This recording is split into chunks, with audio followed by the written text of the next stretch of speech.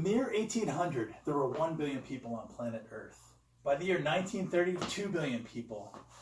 By the year 2011, there were 7 billion people on planet Earth. And by the year 2055, we'll have reached the 10 billion mark. 10 billion people on planet Earth.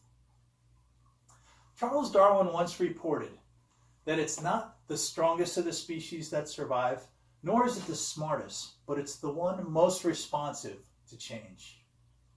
Ladies and gentlemen, Mr. Toastmaster, I bring you the responsiveness of mankind. Mankind depends on its natural environment. It depends on it for the water that they drink. It depends on it for the food that they eat. And we also depend on it for the air that we breathe. When that's kept in mind, things go well. We're able to thrive. When it's not so much. So if you think of this rod as the environment, and you think of 1 billion people, 2 billion people, 3 billion people, we're taking and taking and taking and putting pressure on this environment. And if nothing is done, it's going to continue to put pressure and break. But what we do is we start to do different things. We're responsive, and we push this back into its original shape. And that's essentially what we're doing with our environment.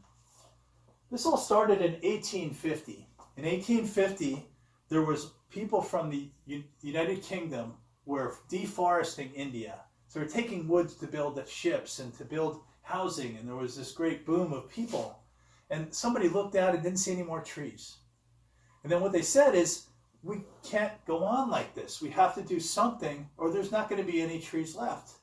And that started the policy. That started policy where people said, we need to put things in place. It's our civic responsibility to protect this environment for future generations.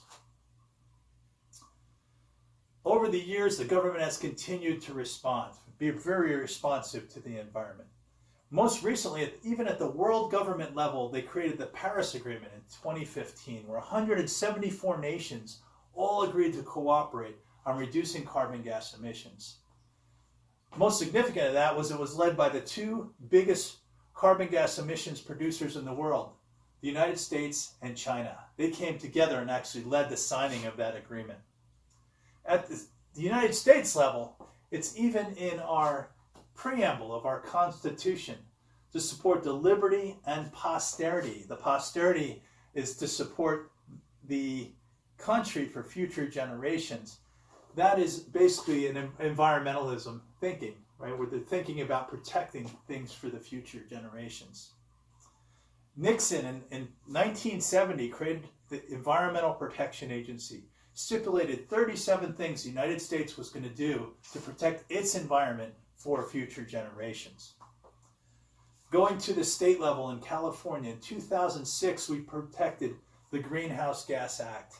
And in 2016, we amended that act.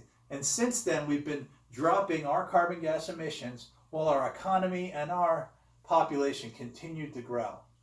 So it was great legislation that was put in place to set California on a good path for sustaining their environment. Going down to the city level, the city of Long Beach has a new plan for an environmental adaptation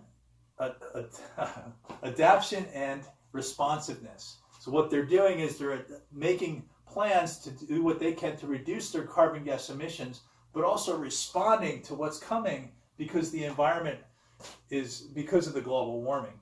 So they're having rising sea levels. So it's about protecting their citizens from what's about to come, but also doing what they can to stop it from coming or prevent it from coming so soon. Beyond the government, we have the individual contributors. One of the big contributors right now is someone who did some research, and along with a lot of other people. So it was a gentleman from Holland, did some research on the Great Garbage Patch, which is a huge patch of plastic between California and Hawaii. In fact, they just measured it, and it's 617,000 square miles. So he made an invention that would go out and collect all of this plastic and reduce that by 50% in the next 5 years. Phase 1 didn't go so well, but they're working on phase 2 now, and it's looking really promising. Solar has been awesome in the United States. Solar adoption since it started it has continued to make progress, delivering more and more jobs and delivering more and more clean energy. Last year, 55% of the new electricity capacity added to the United States came from solar panels.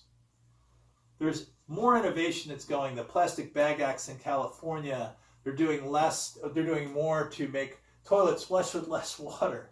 They're on and on and on. There's these great innovations and adaptation that is helping mankind thrive.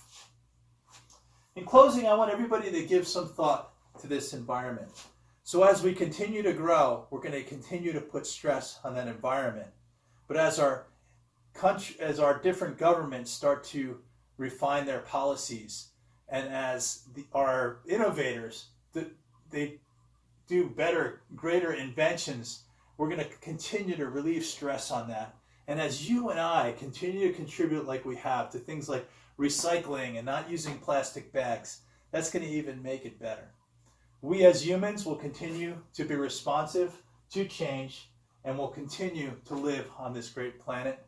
Thanks to all of you and everybody who's contributing. Thanks for your time today.